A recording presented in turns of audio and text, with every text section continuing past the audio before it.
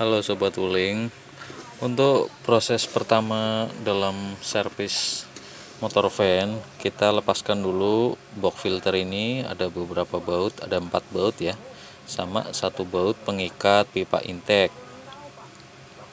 Nah ini baut pengikat pipa intake kita lepas semua supaya nanti motor van-nya lebih mudah untuk diturunkan melalui kolong ya. Setelah turun seperti ini, tinggal kita lepaskan baut yang menempel pada dudukan radiatornya, baut motor van-nya, supaya motor van-nya sih bisa turun melalui kolong. Nah, setelah filter udaranya tadi udah diturunin ya, sekarang kita lanjut ngolong untuk melepas cover penutup atau pelindung radiator bagian bawah. Totalnya ada 7 baut, 4 baut menggunakan kunci 10 semua ya. 4 baut di bagian belakang, 1 baut di bagian depan, dan kanan kiri ada 2 klip, serta di agak ke atas kanan kiri ada 2 baut lagi. Jadi totalnya 7 baut dan 2 klip. Kebenaran saya berbadan kurus, jadi lebih mudah untuk mengolong ya. Jadi buat teman-teman kalau yang badannya gemuk mungkin agak susah ya. Nah, di sini saya berbagi bagaimana cara menservis si motor van ini yang karbon brasnya udah mulai habis ya. Sebenarnya ini dulu udah pernah saya servis, sudah pernah ganti, cuman karena dulu menggunakan karbon bras yang pendek, jadi sekarang saya bongkar lagi. Mau saya ganti menggunakan karbon bras yang agak panjang supaya lebih awet lagi. Nah, buat teman-teman yang nggak mau ribet, sebenarnya bisa beli motor van SC yang baru ya, cuman harganya ya masih lumayan. Dan karena ini bisa diservis, bisa diganti karbon brasnya aja, memang sih agak repot ya, agak ribet. Jadi saya coba mutusin untuk diakalin sementara sampai dia maksimal bisa bertahan di sampai berapa lama kayak gitu ya. Baru nanti kalau memang kondisinya udah nggak memungkinkan untuk diservis, untuk diakalin ya, mau nggak mau kita tetap wajib ganti baru atau dikanibal dengan motor dinamo punyanya mobil lain kayak gitu ya. Tinggal disesuaikan aja. Nah, ini saya nuruninya lewat bawah ya. Nah, ini ada 4 baut pengikat dudukan motor van-nya ya ke bagian radiator. Kemudian di sini yang saya sebutkan tadi ada 4 baut yang mengikat cover radiator bawah. 4 baut di bagian belakang sini ya. 1 2 3 4. Kemudian 1 baut di bagian depan, dan kanan kirinya ini ada menggunakan klip seperti ini. Kemudian bagian atas ini ada 2 baut lagi menggunakan kunci 10 juga ya, sama satu ukuran kayak gitu.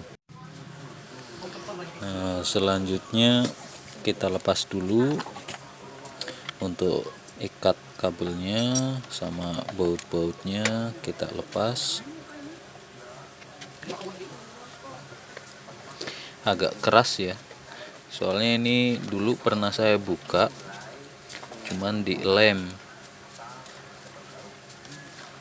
pakai lem drat, jadi dibuka agak keras. Kemudian baut belakang kita lepas juga, ada 3 baut, semuanya menggunakan kunci 10, kunci ukuran 10.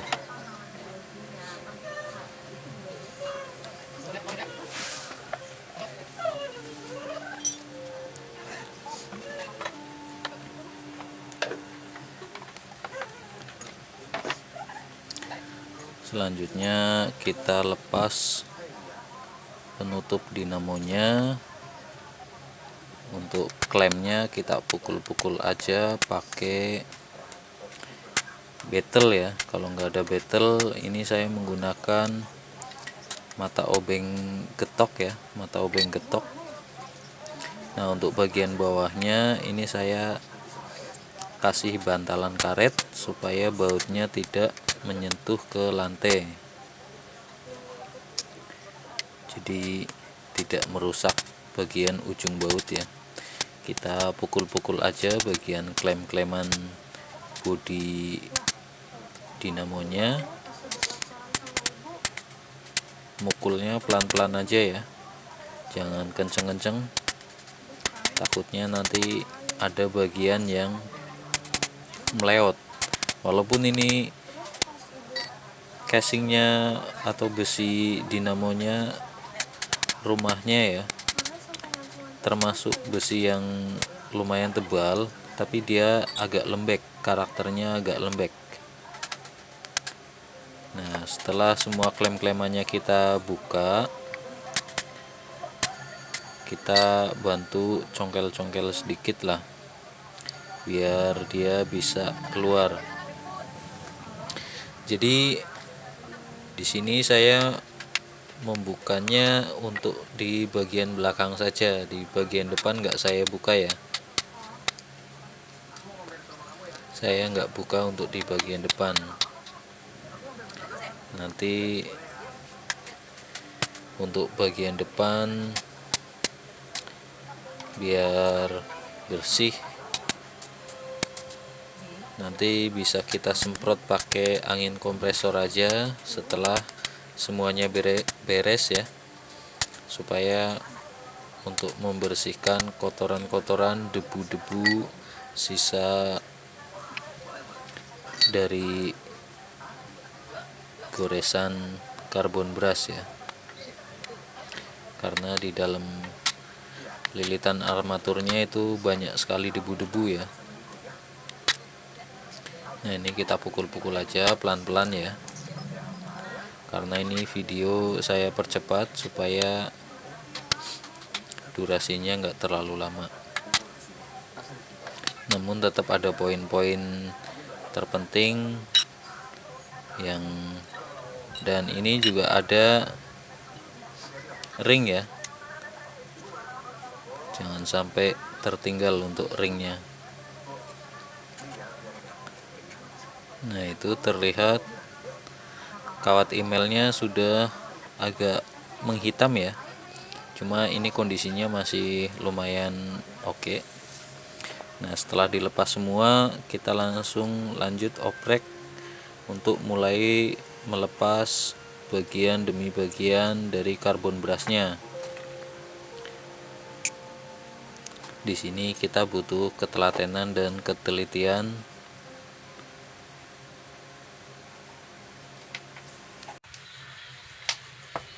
Nah, untuk mencari tipe karbon brushnya ini sebenarnya banyak ya yang ukurannya sama.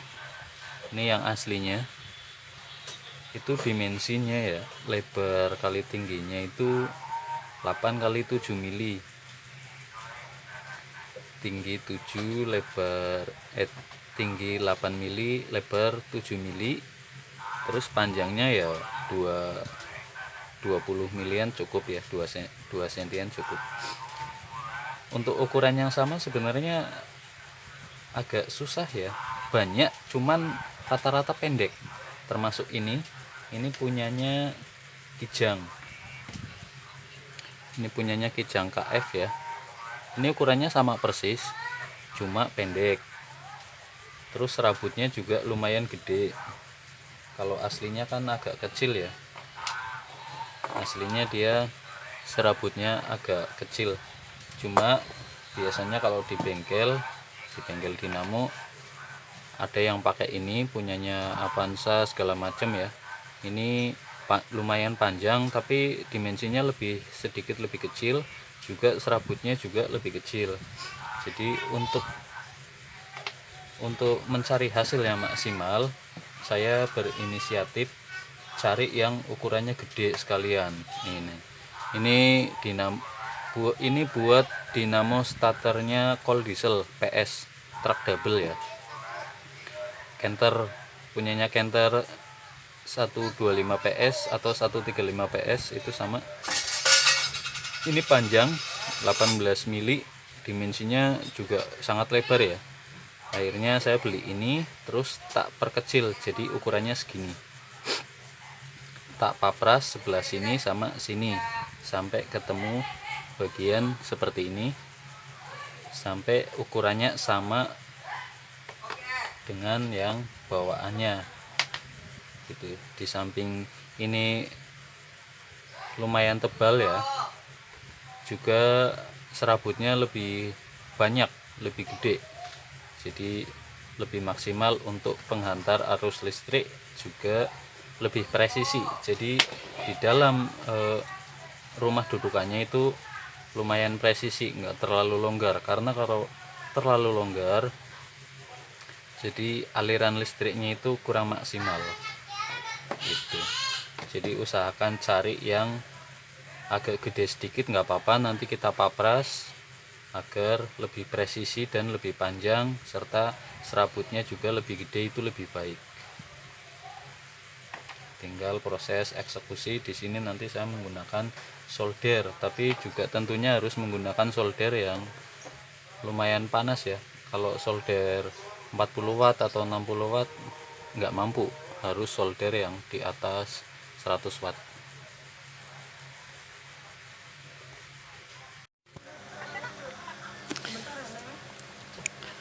Di sini lanjut untuk pemasangan karbon brush ya. Dari beberapa rangkuman video sengaja kita percepat, karena kalau tidak durasinya bisa lumayan lama. Ini langkah pertama, kita lepas dulu kancingan spiralnya atau pernya ya. Kemudian ini pernya tadi sedikit saya renggangkan supaya dia lebih pegas gitu ya, lebih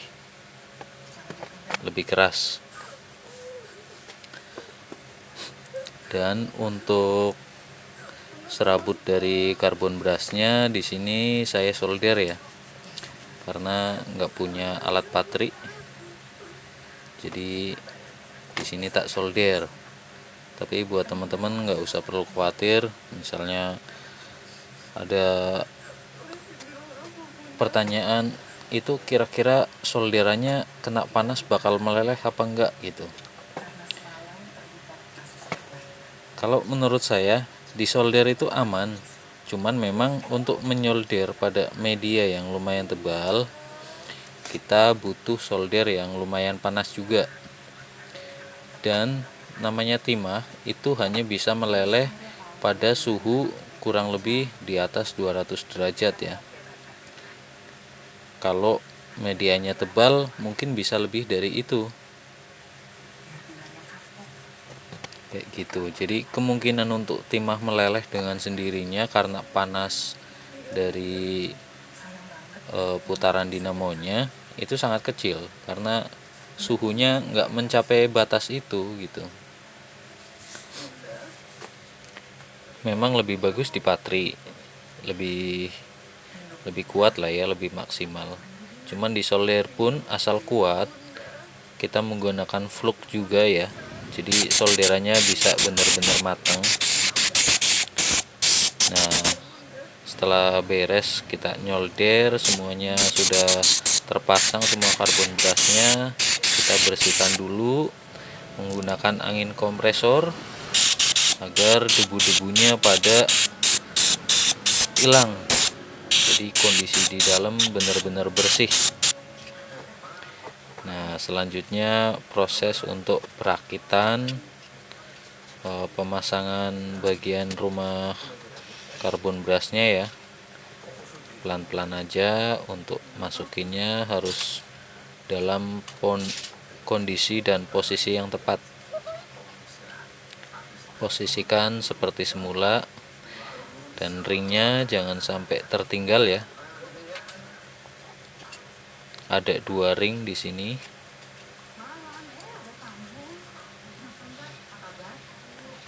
Setelah rumahnya terpasang, nanti kita kunci lagi, kita pukul lagi bagian klem-klemannya agar si tutupnya ini bisa terkunci kembali seperti semula. Usahakan serapi mungkin dan sekencang mungkin.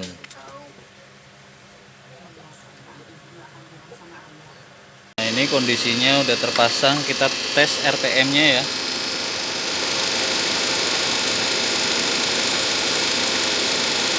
1989 ya, intinya sekitar di angka 2000 ya, hampir mendekati angka 2000 normal seperti sebelum saya bongkar.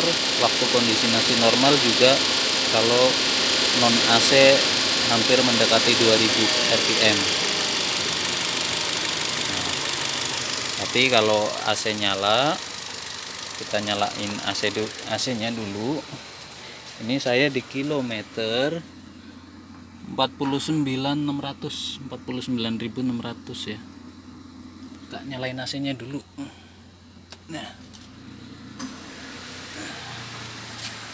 Nah, kalau AC nyala ini normalnya 2400-an ya.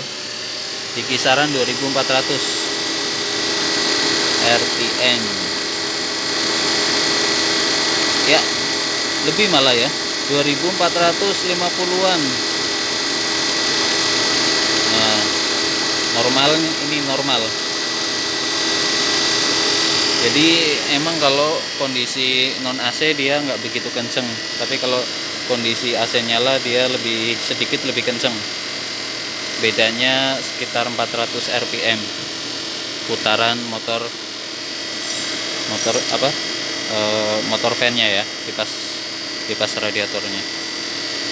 Oke, kayak gitu aja, semoga bermanfaat ya buat teman-teman yang bisa mengerjakan sendiri di rumah, bisa dengan berkreativitas, atau yang sekiranya tidak bisa atau tidak punya alat-alat untuk mengerjakan sendiri ya, dibawa ke bengkel dinamo juga, biayanya nggak terlalu mahal. Mungkin itu aja saran dari kita. Jika ada salah-salah silahkan dikoreksi ya. Oke, terima kasih.